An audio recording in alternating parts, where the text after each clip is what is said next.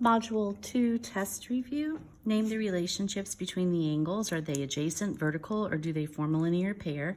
And then tell if the angles are congruent, supplementary, or none of those.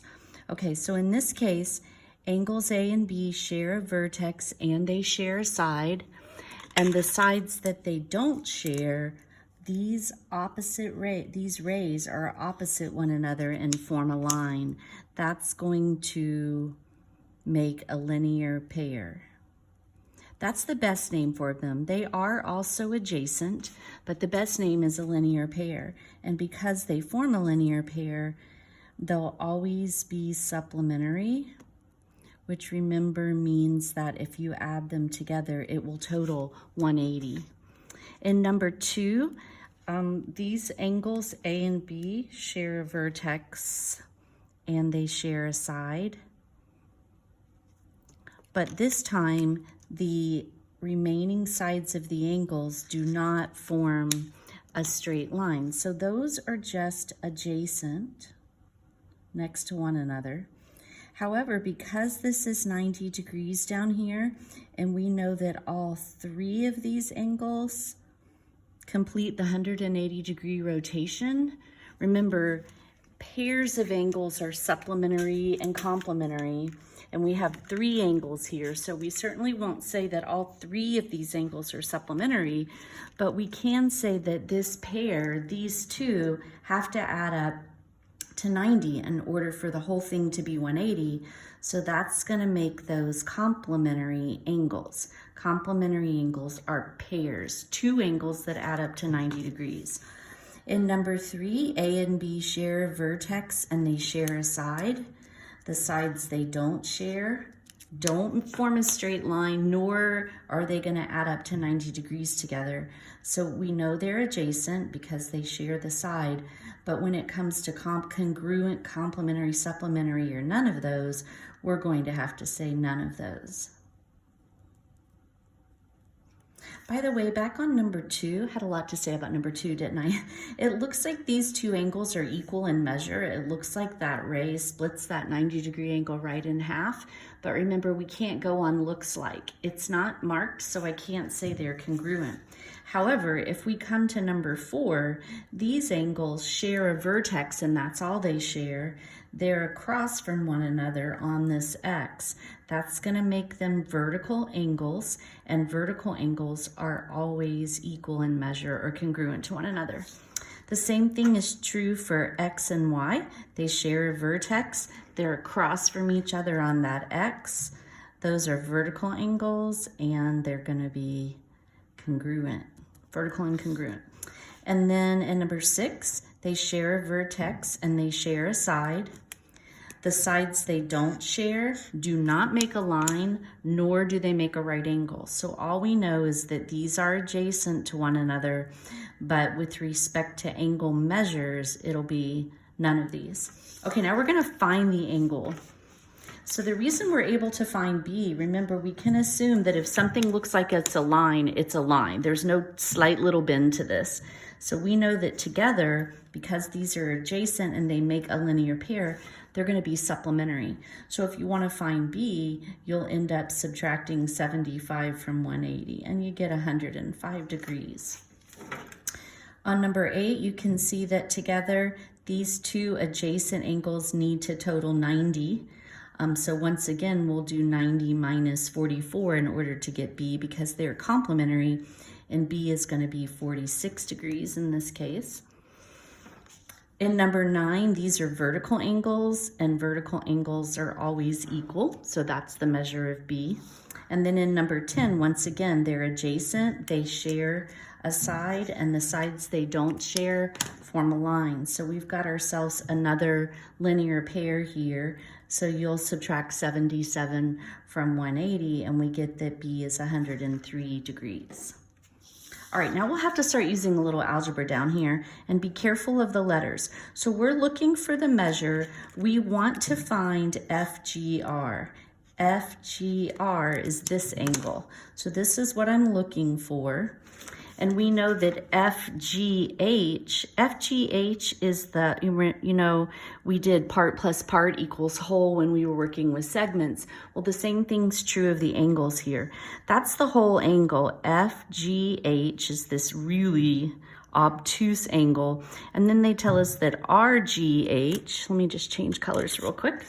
So RGH, G's the vertex H, that's 132 degrees.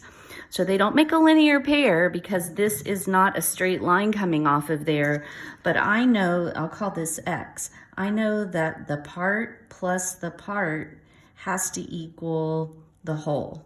One part is 132, the missing part is X, and the whole angle was 169. So subtract 132 from both sides, and you get that X is equal to 37 degrees, and that's the measure of FGR. Okay, so the same thing here. We've been given an expression for angle RQN. The expression is 152 plus X. NQP, which is the smaller of those two angles, NQP is X plus 45. And then once again, we've been given the measure of the whole thing, RQP. This is the whole angle pictured, okay? So we're gonna do part plus part equals whole. The first part was 152 plus X. The second part is X plus 45, and the whole thing is 173. On the left side, we'll want to group up our like terms. We have an X plus an X, so 2X. 152 and 45 is going to give us 197, and that's equal to 173. Now we're going to solve for X. Subtract 197 from both sides, and we get that 2X is equal to, that's going to be negative 24. So when you divide both sides by 2, you get that X is negative 12. Now, generally speaking, when we get negative numbers in geometry, that's not a good thing. But we're going to find the measure of, this is the question, find the measure of NQP. NQP was the smallest piece here. This is what we're looking for. And that angle was X plus 45. So I've run out of room. There's just a little bit here. But so if I want to find the measure of angle NQP, it was X plus 45. And now we know that X is negative 12. So negative 12 plus 45, that's going to give us a measure of 33 degrees. For that particular angle.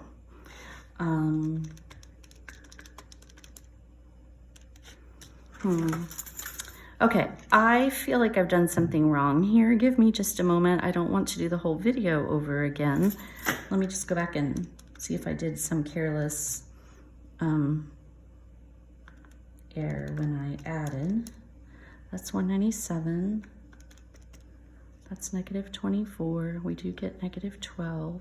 Oh yeah, okay, sorry. Yep, that's gonna work. All right, so there you go. The measure of that angle is 33 degrees. All right, number 13. Angles W and V are supplementary angles, and V is 49.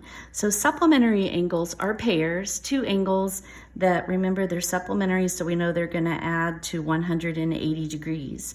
So if we know V and we want to find W, the measure of angle W will just be 180 minus the measure of V. So we're going to get that the measure of angle W is 131 degrees when we subtract. Okay, number 14. 1 and 2 are vertical angles. Let's just sketch that really quick. So here's angle 1 and here's angle 2. If the measure of angle 1 is 8x minus 6, 8x minus 6, and the measure of 2 is 5x, solve for x and find the measure of 1. Well, because we're vertical angles, we know those are always congruent to each other, so I can set those equal to one another. 8x minus 6 equals 5x. Usually I do zero out the smaller term. Let me go ahead and do that because when this happens, students are often puzzled by this. Remember, an equation always has a left side and a right side. So what am I doing when I subtract these? I'm getting rid of them. So there is something left over here. It's not like the right side just goes away. I'm left with 0. 0 is a number. And on the right, we have 3x minus 6. Now, in order to get x alone, let's add 6 to both sides. So 3x equals 6. Divide both sides by 3, and you get that x is 2. 6 divided by 3 is 2. So that's x. And now we also want to find the measure of angle 1. And angle 1 was 8 times x minus 6, and we just found that x was 2.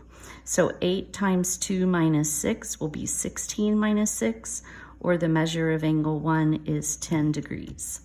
Okay? All right, so we found both of those. We found x and the measure of angle 1. All right, in number 15, M and P are complementary. So when they're complementary, they're going to add to 90 degrees. So we have expressions for M and P. We want to find x and P. So I know if I take, let me just write the equation. If I take the measure of M plus the measure of P, that's going to add up to 90 since they're complementary to one another. So the measure of N was 2x plus 9, and the measure of P is just 7x plus 7x, and together that's going to equal 90. So on the left side, group up our like terms. We have 9x plus 9 equals 90. Subtract 9 from both sides, and we're going to get that 9x equals 81. Divide by 9, and x is 9. Now that I found x, I can go back and find p. And remember that the measure of angle p was, should do that in the same color. The measure of angle p was 7 times x, and x is 9. So we end up with 63 degrees for P and 9 for X. All right, now we've come to a right triangle, completely a different shift here. We've moved on to triangles and we're just practicing the Pythagorean theorem. We're missing the side across from the right angle.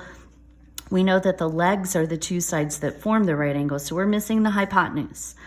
And it is a squared plus b squared equals c squared, but really remember it's the leg squared plus the leg squared equals the hypotenuse squared. So we're gonna do a leg squared plus another leg squared is gonna equal the hypotenuse squared. Okay, 12.6 squared, we get 158.76 plus 10.4 squared, 108.16, and that's going to equal x squared. When I add those together, I get 266 and 92 hundredths. And now we've done all we can do, and in order to get rid of the squaring, we're going to have to take the square roots of both sides now. So the square root of that number, it's going to be approximately, we should tell you where to round here, but we've been rounding to the nearest tenth in class. So let's make this 16.3. All right, if this is a right triangle, then the hypotenuse would be the longest side, and this would be my right angle. So these would be the legs. So if I take a leg and square it and add to that the other leg squared, this is a question, does it equal the hypotenuse squared? Well, some of you might recognize this as just, it's a 3, 4, 5 triple that's been doubled. So this is gonna work. 6 squared is 36, 8 squared is 64, and on the other side, 10 squared is 100. And sure enough, if I add those two numbers, I get 100. So because it works, because the left side equals the right side, then yes, we can say with confidence that's a right triangle. A 13-foot ladder is placed 5 feet from the base of a wall. How high up the wall does it reach? The ladder's 13 feet. Okay, so in these real-world type problems, the assumption is that we're dealing with solid construction. So the wall is making a right angle with the ground. We're looking for the wall. And these are the two sides that form the right angle. So this time we're missing a leg. So we have the leg squared plus the other leg squared, and the ladder is acting as the hypotenuse equals the hypotenuse squared. x squared plus 25 equals 169. Subtract 25 from both sides, and you get that x squared equals 144. And when you go to take the square roots of that, you get that x is 12, okay? This was another triple. This was a 5, 12, 13 triple because it worked out nicely. But how high up the wall? It's gonna reach 12 feet up the wall. Okay, we want to find the length of this particular segment. Since I have a graph, I'm gonna do this one with the Pythagorean theorem. So this segment is 1, 2, 3, 4, 5, 6 units long, and that's gonna be the leg of my triangle. And the other leg is simply 2. Okay, so I know it's a right angle because this is on graph paper, and then I'm looking for x, and x is the hypotenuse of that triangle. So it would be 2 squared plus 6 squared, the two legs equal x squared, and we'll round to the hundredths. So we'll get 4 plus 36, and that's gonna be 40, and then we'll take the square roots of both sides. 40 is not a perfect square, so when I go to take the square root of 40, I end up with, to the hundredths, this will be 6.32. So x is approximately 6.32. Okay, same thing. I want to find the distance between points L and M. I could get a piece of graph paper and graph these points and do the same thing I did here, make my right triangle. You can always use the Pythagorean theorem. But I'm gonna go ahead and use the distance formula here just to use it once to remind you how it works and to show you that you have this option if you don't have a visual to look at. So with the distance formula, we always subtract the two x's, square it, and add that too, and we do the same thing with the y's, okay? So the x coordinates are -6 and 2. So I'll do -6 minus 2. I could have done it the other way around. And then the y coordinates are -5 and 0. So I'll do -5 minus 0 there. Okay, so the last thing we'll do is take the square root of all this. -6 minus 2, look, if you're not sure that that is -8, type it into the calculator, okay? But we do get -8, and keep it in parentheses because that whole number's being squared. And then over here, -5 minus 0 is -5.